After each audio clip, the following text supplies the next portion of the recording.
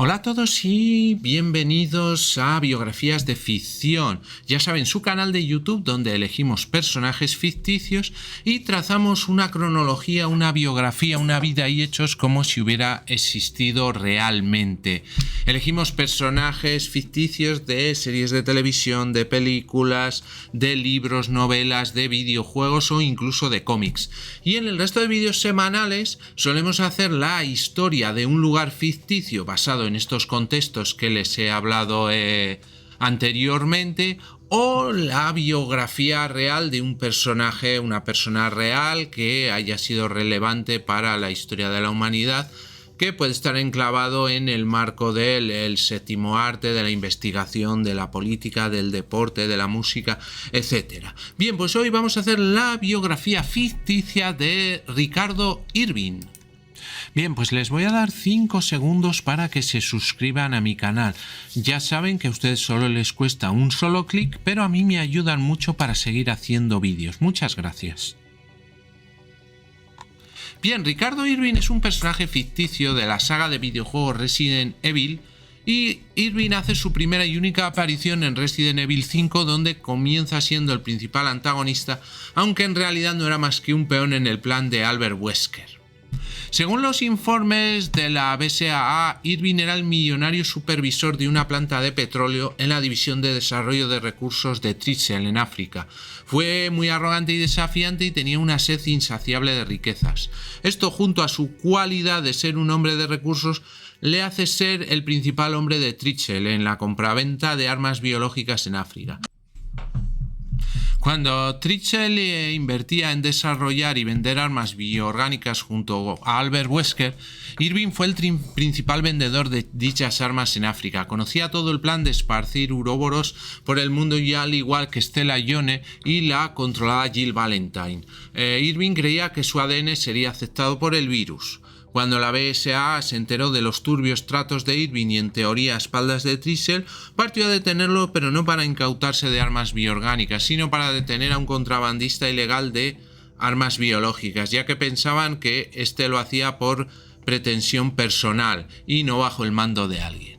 Irving se enteró de que la BSAA lo buscaba, así que escogió un nuevo lugar para realizar el intercambio, una aldea llamada Kiyuju. Irving llegó allí en su papel de supervisor de la planta de petróleo. Convenció a la gente a cargo de la aldea y los poblados cercanos de que se había descubierto un virus mortal y que, como pago por permitirle construir la planta en sus tierras, les daría gratis una vacuna contra la misma. Todo resultó una trampa. La supuesta vacuna era el virus de las plagas que, al ser inoculado al organismo humano, este quedaba convertido en un violento y poderoso esclavo. Stella creía que el experimento fracasaría, pero Wesker, por su parte, confiaba en el desempeño de las plagas. Sin embargo, como Stella pensaba, el nivel de aceptación del virus tanto en mujeres como en niños de la aldea resultó del 1% al 0,1%, y mientras que todos los niños murieron, las mujeres sobrevivieron muy pocas. Irving hizo correr el rumor de que la culpable de las muertes era la supuesta enfermedad, y alentados los rumores por un misterioso hombre instigador, los habitantes de Kiyuju volvieron a vacunarse, convencidos de que Irving estaba probando distintos experimentos para contrarrestar la enfermedad. A pesar de que en las mujeres el efecto fue el mismo y su mortalidad fue mayor, las posibilidades crecieron y finalmente Kiyuju quedó sometida a Ricardo Irving. Desde entonces los habitantes pasaron a llamarse Mallinis y sus antiguos rituales salvajes de las épocas pasadas regresaron. Cualquiera que no fuera nativo de Kiyuju sería ejecutado. Fisher era a la vez un agente encubierto que recibió a sus dos compañeros enviados para descubrir y arrestar a Irving. Había algunos equipos de refuerzo, pero la BSAA supuso que el peligro no era demasiado y enviaron tan solo a 2 agentes. Irónicamente eran Sheva Alomar y Chris Redfield, enemigo a muerte de Wesker por el supuesto asesinato de Jill. Irving, listo para desatar su trampa, envió un montón de Mallinis a eliminar a Chris y Sheva. El intento fracasó y aunque Fisher resultó muerto, llegó a dar armas suficientes a los agentes y además revelarles la ubicación del bioterrorista. Al llegar también al equipo Alpha para capturar a Irving, este ya estaba prevenido y soltó una versión experimental primaria de uroboros, con positivos resultados al morir todos sus hombres. Pese al éxito del arma bioorgánica, de nuevo Irving fracasó en algún punto del plan y el líder del equipo, Dan DeChan, sobrevivió un poco más antes de sucumbir a sus heridas. Entregó a Chris y Shiva información sobre lo que estaba haciendo con la aldea Irving y su misteriosa acompañante, que era Jill encapuchada. Con la orden de entregarla al equipo Delta, liderado por un conocido de Shiva, Josh Stone.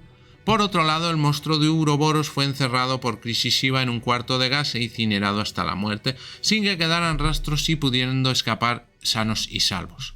Sabedor de que había fracasado, Irving debió tomar medidas drásticas, pues tenía que ir a la transacción de su negocio en las minas donde sus socios recibirían el Popocarimu, una bestia en forma de murciélago. Primero Irving se dirigió a un almacén a las afueras de Kiyuyu, donde se contactó con sus socios de la transacción y les pidió que los retrasaran mientras se ocupaba de Chris y Shiva.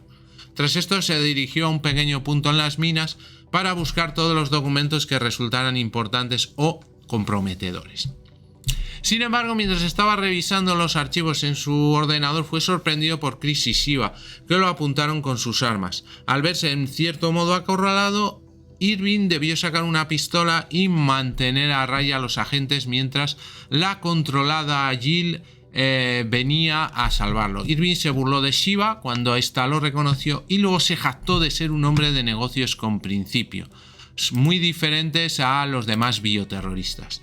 Chris procedió a interrogarlo y le ordenó bajar el arma, aunque Irving replicó que no había diferencia de situación y preguntó por qué no la bajaban ellos. En ese momento Jill arrojó una granada cegadora y encapuchada y enmascarada entró al lugar, cogiendo a Irving por un brazo y ayudándolo a ir hacia la ventana. Irving apuntó con su pistola a Shiva y Chris los insultó, pero Jill dio un brutal salto y se llevó al histriónico millonario del lugar. Irving ordenó soltar al Popocarimu para destruir a los agentes. Irving y Jill se encontraron con el equipo Delta, liderados por Josh Stone en su huida. Todos los miembros del equipo, menos Josh, fueron asesinados por un gigantesco monstruo llamado Nedesu, que fue creado por Irving basándose en el gigante de Europa. Chris, Shiva y un refuerzo, Dave Johnson, llegaron a ayudar. Chris y Shiva destruyeron al Nedesu, pero Dave resultó muerto en el altercado. Irving y Jill huyeron al campo petrolífero, donde se refugiarían hasta recibir nuevas instrucciones. Fue entonces cuando Irving comenzó a mostrar evidentes signos de locura.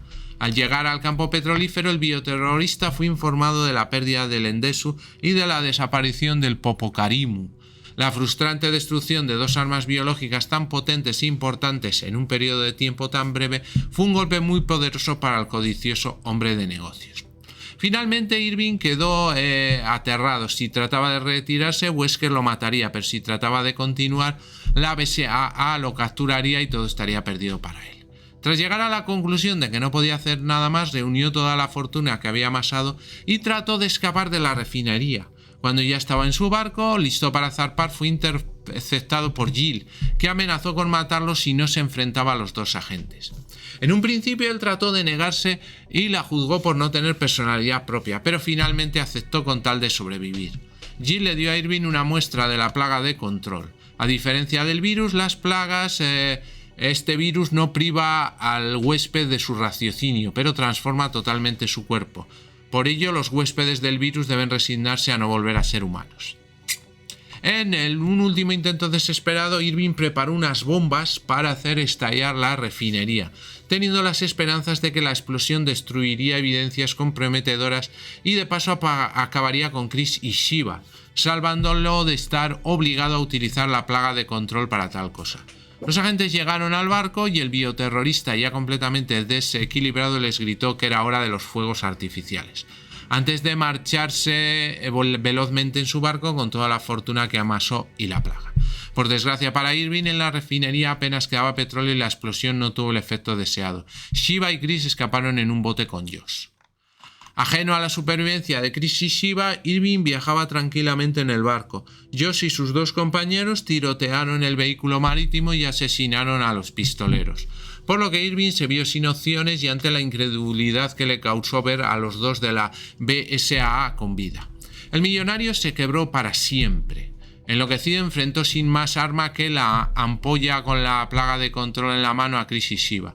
Él les gritó que lo hacían quedar mal, que la investigación no se pagaba sola y que estaba harto de que todo el mundo lo subestimara, finalizando la discusión inyectándose a sí mismo la plaga de control, aunque Shiva intentó detenerlo. Irving ya sabía los resultados y unos tentáculos surgieron de su espalda. Los agentes trataron de matarlo antes de que la mutación se completara, pero el bioterrorista saltó del barco exigiendo que no sabía a quién se enfrentaba. Del fondo del río saltó una gigantesca criatura calamárica que con terribles tentáculos intentó destruir a los agentes. La boca de la criatura se abrió tras el primer golpe fallido y un deformado resto de Irving surgieron de ella en forma de lengua. Irving se burló de su propio cambio de imagen y se ocultó en el paladar, dentro de una especie de ojo para que no le dispararan. Tras atacarlo al ojo donde se refugiaba Irving, este utilizó 2 tentáculos para aferrarse a la popa y riendo asomó la cabeza. Luego de recibir diversos disparos allí, la lengua estalló en pedazos. La criatura se hundió en el mar y los restos casi humanos de Irving cayeron frente a Chris y Shiva. Aún vivo, pero desangrándose a gran velocidad, Irving aún conservaba su propia locura y estalló en carcajadas. Antes de morir, confesó no ser más que un peón en todo ese plan y riendo cuando Chris mencionó accidentalmente quién era, debido a que conocía su enemistad con Wesker. Afirmó que entrando en la cueva encontrarían respuestas. Sus últimas palabras fueron: morir no está tan mal. Sea como sea, la labor te queda a ti, Chris, echándose a reír por aquel último chiste. Irving murió, aunque Chris intentó dispararle, Shiva lo detuvo.